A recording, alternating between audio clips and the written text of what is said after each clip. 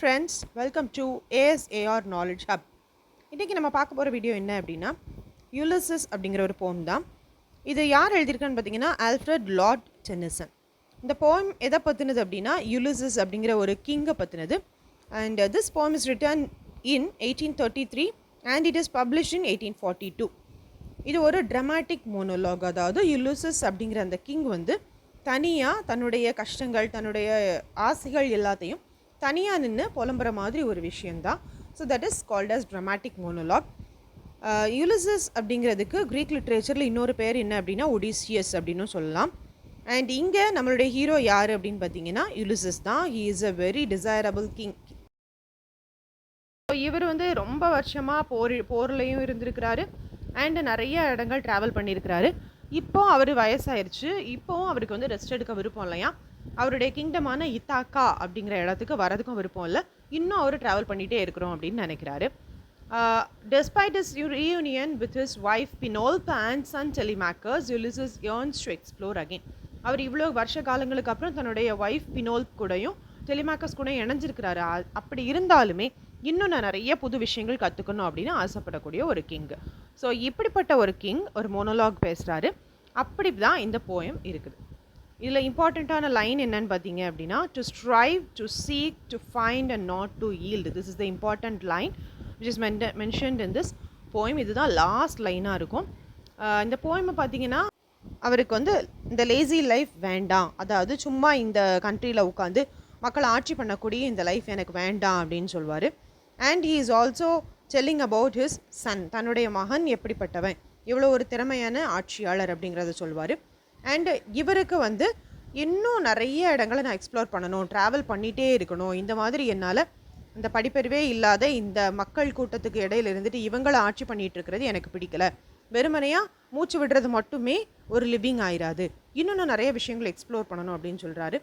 And you want to see the end of the world, அதாவது கடை கோடி எல்லை வரைக்கும் நான் போயே ஆகணும், இந்த உலகம் முழுசையும் நான் வந்து அனலைஸ் பண்ணணும் அப்படின்னு அவர் சொல்கிறார். அதாவது எனக்கு வயசாயிருச்சு, ஆனாலும் நான் வாழக்கூடிய இந்த கொஞ்சம் காலகட்டத்தையும் நான் ட்ராவல்லே கழிக்கணும்னு நினைக்கிறேன், சும்மாவே இருக்கக்கூடாது அப்படின்னு நினைக்கக்கூடிய ஒரு கிங்.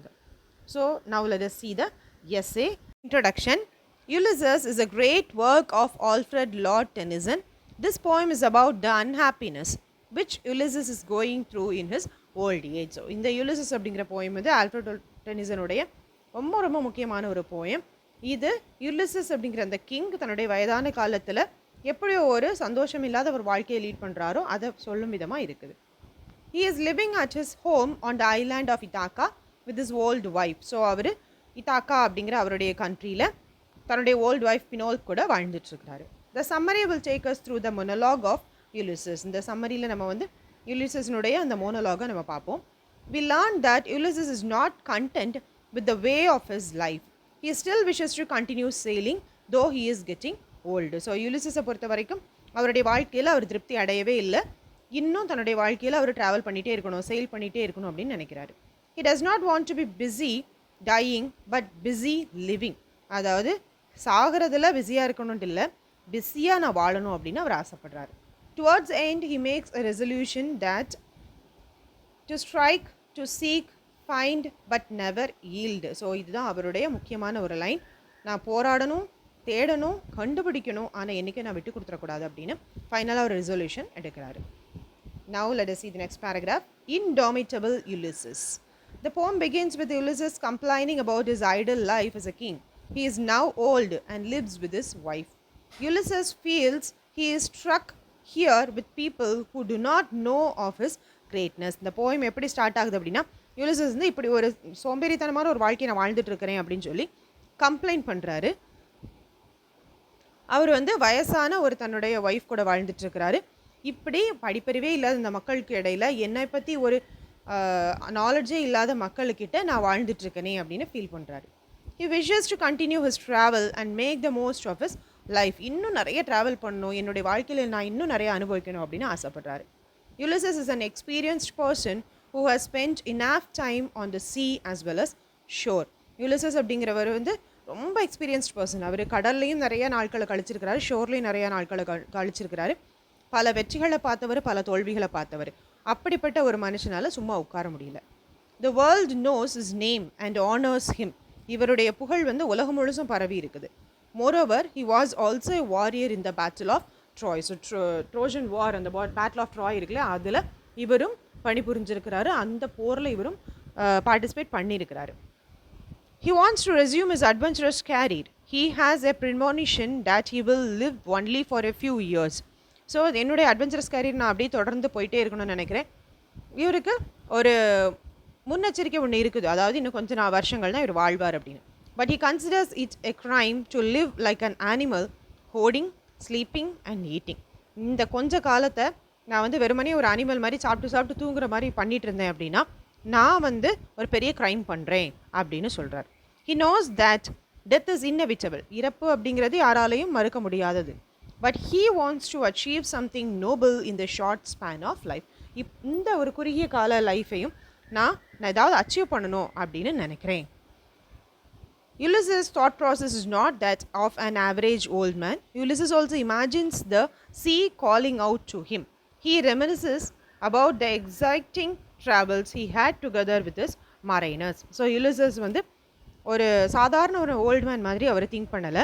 அவர் இன்னும் என்ன சொல்கிறாருன்னா, கடல் வந்து என்னை கூப்பிடுது, வா என் கூட வந்து ட்ராவல் பண்ணு அப்படின்னு சொல்லுது. இன்னும் இவர் தன்னுடைய அந்த பழைய நாட்கள், மரைனஸ் மற்ற மாலுமிகள் கூட அவர் ட்ராவல் பண்ண நாள்களை நினைவுபடுத்திக்கிறார். Next is speaking about his son. அவரோட பையனை பற்றி சொல்கிறாரு. Good administrator Telemachus. அவரோட பையன் பேர் Telemachus. Telemachus is just opposite to Ulysses.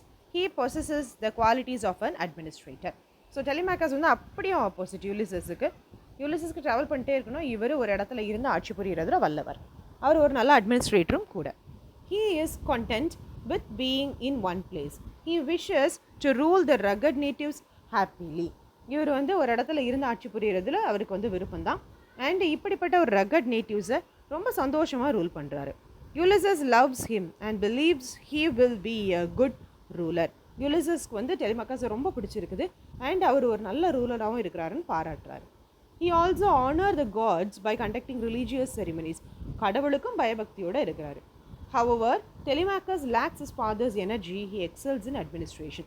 டெலிமாக்கஸ்க்கு அவங்க அப்பா கிட்ட இருக்க அந்த அளவுக்கு எனர்ஜி இல்லைனாலும் அவர் வந்து அட்மினிஸ்ட்ரேஷனில் ரொம்ப கைத்தேர்ந்தவராக இருக்கிறார். Now let us move to the conclusion. Ulysses concludes his dramatic monologue by thinking that although he is old, his vigor is the same and has the same heroic heart and strong will. So Ulysses அவரோட dramatic monologue எப்படி conclude பண்ணுறாரு அப்படின்னா, எனக்கு வயசாயிருச்சு இருந்தாலும் என்னுடைய உடம்புல பலம் இல்லாமல் இருந்தாலும் என் மனசில் பலம் இருக்குது, நான் எந்த அளவுக்கு உலகத்தை எக்ஸ்ப்ளோர் பண்ணணும்னு நினைக்கணும் அதை சாதிப்பேன் அப்படின்னு நினைக்கிறார். Even as the day ends, Ulysses still believes it is not too late. அவருடைய வயசு ஆனாலும் இது வந்து ரொம்ப லேட்டெல்லாம் இல்லை, இன்னும் நான் அனுபவிக்க வேண்டியது நிறையா இருக்குது அப்படின்னு யோசிக்கிறார். He wants to explore till his last breath and may even meet Achilles. So last breadth வரைக்கும் நான் ட்ராவல் பண்ணிகிட்டே இருக்கணும், ஒருவேளை நான் கடைசியில் அங்கே போய் எக்கிலஸ் த கிரேட் அவரை கூட நான் மீட் பண்ணலாம் அப்படிங்கிறார். Thus he will always continue to explore and discover. இந்த மாதிரி என்னுடைய வாழ்க்கையில் நான் இன்னும் புது புது விஷயங்களை கண்டுபிடிப்பேன், எக்ஸ்ப்ளோர் பண்ணுவேன் அப்படின்னு சொல்லி இந்த போயமை முடிக்கிறார். So this is what the whole summary and the essay of the poem Ulysses. Here are some of the important questions in Ulysses. Analyze the character of Ulysses இப்படி கேட்கலாம். இல்லை அப்படின்னா compare the characters of Ulysses and Telemachus னு கேட்கலாம். இல்லை analyze the poem as a dramatic monologue இந்த மாதிரியும் கேட்கலாம். So these are the most predictable questions in this poem. If you like the essay and the video, kindly share with your friends and keep supporting our channel. Thank you all.